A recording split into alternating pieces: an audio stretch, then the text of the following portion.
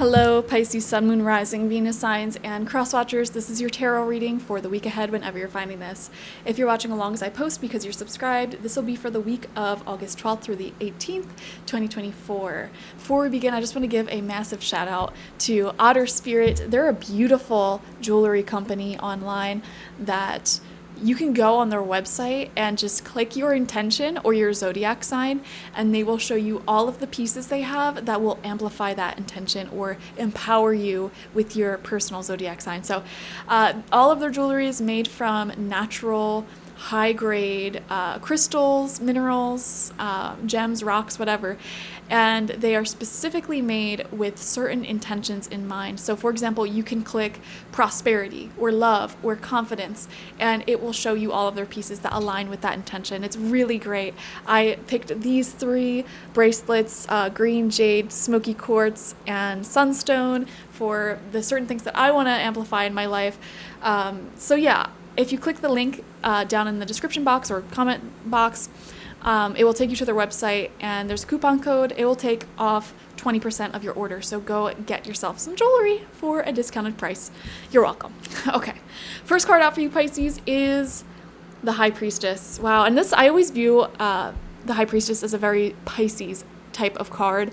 So I feel like you're in your power, you're in your element here, and definitely having a lot of spiritual experiences. Like, you are the High Priestess, the seer, the shaman this week, and you may be having pretty intense and vivid dreams that are communicating quite a bit to you. Also, I'm seeing fated meetings, fated interactions happening for you at this time, and your vibes, immaculate. Like, your ability to read the energy of other people, also immaculate. And so trust that intuition, because if the feeling is off, then it's off. If you're feeling really good about someone or drawn to someone or something, then do it. You know, your intuition is on point this week, so definitely follow it. Wow, let's see what's next to it. Two of Cups. Oh my gosh, this is quite the week, because there is love that's just popping up in everyone's readings at this time out of the blue.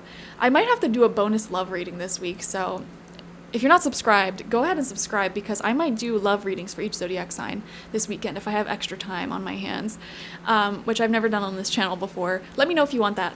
But anyways, yeah, this is beautiful. Two of Cups next to that High Priestess. I feel a soulmate connection here.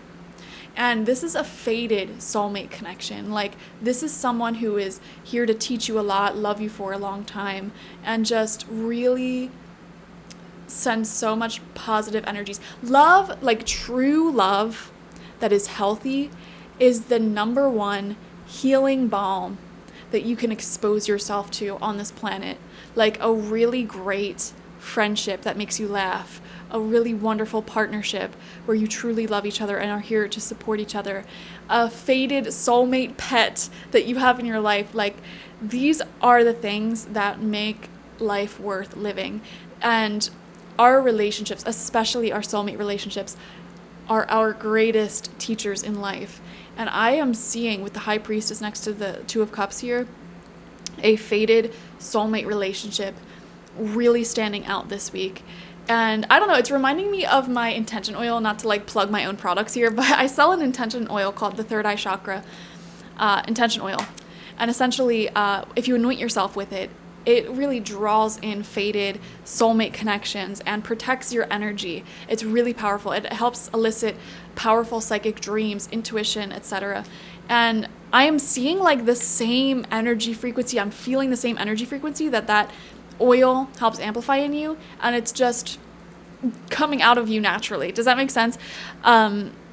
So yeah, I think you're really connected. Things are in great alignment for you this week, and because of that, you are attracting in beautiful one-on-one interpersonal experiences. You know, it's like the types of people that you can just talk to effortlessly for hours about all of the deep secrets of the universe. I'm seeing that happening for you this week. Oh my gosh. Four of Wands is coming out right next to that Two of Cups. Are you kidding me? This Four of Wands is like the marriage card, and having it come out next to the Two of Cups, guys, some of you guys are connecting with someone, a fated soulmate who is meant to be in your life really long term. Like marriage material, if this is romantic. If it's a friendship, this is like somebody who you treat as family. Like they raise your children like it's their children and vice versa. You know, that deep level soulmate energy, we're feeling it for you. A new pet or family member. Wow. And if this is romance, guys, some of you might be with already or meeting the absolute love of your life, like someone you will be with for the rest of your life, if not a very large majority of your life here. Four of Wands shows that sort of celebration. It's a wedding, you know, it's a celebration of two souls being bound together and they're soulmates. It's a really healthy relationship. It's very fun to be with each other, and it's not codependent at all. Like you both show up as your own individual selves. Notice how they're dressed very differently. They have their own lives, their own friends, their own hobbies, their own goals in life, but together they really enjoy this bond, and they're tying themselves to each other because they love each other. Wow, Pisces, it's looking good for love out here. Six of Cups. This is a gathering of old friends. So, and we are in Mercury retrograde, and I said this for other signs because it came up for them too. You may be having old friends that you haven't spoken to in a long time, randomly reaching out to you, following you, checking in on you, whatever. Another thing I'm seeing here, some of you might actually be attending a wedding or planning a wedding, because this is giving wedding vibes, like old friends coming together, celebrating love, long-term love, relationships, etc.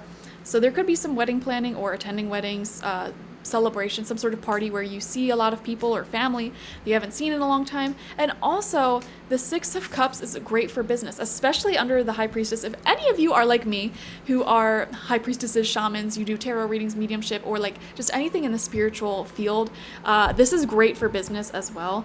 Or if you're like a teacher, a therapist, anything of that nature, great business coming through, good times there. Nine of Wands is coming out underneath that Two of Cups. So you're connecting deeply with people who reflect what you're going through right now. You always connect with people who reflect your own energies back to you. But one thing you may share is that the both of you have been hurt in the past before, and you're able to have these deep conversations, and you like automatically trust each other because like you know that both of you have been through it. For example, like if you're dating and you meet somebody who's been cheated on and they admit to you like that really hurt me and I have trust issues because of that, and you share with them I've also been cheated on, and you share your experiences, it's almost like you can trust each other much deeper because it's like you know that each other has experienced the pain of betrayal and you're not likely to do that to each other. You know what I mean? Does that make sense? It's like you're being very vulnerable in conversation, which makes sense. You have two cards that are twos coming out, the High Priestess and the Two of Cups. The number two itself rules over these really deep conversations and heart-to-heart conversations happening. So I am seeing heart-to-heart conversations. You're bonding with people who have trauma, who have a past, who have pain, just like you. And they worked hard, just like you, to cultivate peace and a healthy way of associating. And you're able to connect on that, like, beautifully. Wow. Also, random message here. If any of you have lost a dog, like a dog of yours passed away, that you still love so much and get saddened by, like you think about them all the time, I am picking up on that presence, like a dog spirit specifically, strongly with a lot of you. So if that resonates with you, you know, your dog spirit's still here, saying hi, hello, I'm still here. And interestingly enough, this dog spirit sends you a lot of blessings. And anyone who has dogs or cats may know that, like, they pick up on vibes. Like, they will tell you if they don't approve of someone. And I just got the message, like, your dog approves of this connection. Does that make sense? Your dog who has passed away approves of a certain connection that's in your life. They're like, I really like this person, like, this is it. And if they were still alive, they would be like, you know, all over them, licking them, playing with them, everything, like showing you all the signs that they approve. So random sweet message there, but for some of you that may resonate. Okay. We have the Five of Wands coming out as your final card here, and we see a natural progression. This is underneath the Four of Wands, so it's 4 to 5, 4 of Wands to the 5 of Wands. And I just want to say here, like, there are certain loving connections in your life that, I'm going to be honest with you, it's like connections that your family or friends might not approve, quote unquote, approve of. How do I put this? There may be people with heated opinions on how you live your life. Oh, you shouldn't buy that house with that person, it's too soon. Or, oh, they have a different religion than you. Or, oh, make sure you're not rushing things. I feel like there's always haters in our family specifically that try to push us towards living more cautiously, especially in love and relationships. And I have seen so many relationships fail because people listen to bad advice given to them from their family. For example, I know a couple where they were talking about getting married. They were excited to get married. And one of the people in this couple were telling their family about it. And their sibling was like, what's the rush? Take your time. There's no need to rush into marriage, whatever. Now, keep in mind, this sibling themselves have a relationship where they were dating for 10 years and then got married, but they broke up multiple times because the one partner didn't want to get married. So it was very interesting that they were giving this advice to wait, take your time, whatever. And the other person in the relationship was somebody who was not going to wait around.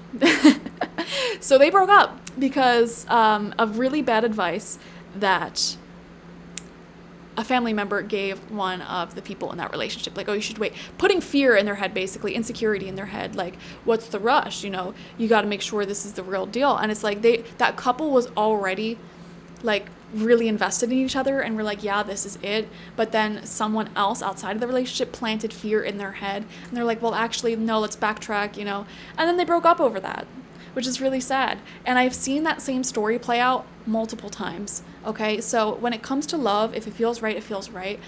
And, a lot of people, I see it from both sides. Yes, don't jump so quickly into a relationship when you don't even know the person. But at the same time, when life presents you a situation that is golden for you, amazing, and it feels so good, go with that.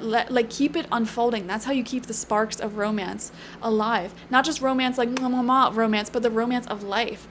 Don't let life become stagnant. Don't wait around in this fearful energy, because sometimes when something really good comes our way, it wants to be manifest. It's the same thing as ideas. When a good idea connects with you, that idea is a spirit that wants to get manifested. And if you take too long to take action on that idea, it will go find someone else. And you'll always notice that you have a good idea in your head, oh, I should start that podcast. You never get started on it. And then suddenly someone you went to school with or a mutual friend starts their podcast, that podcast blows up.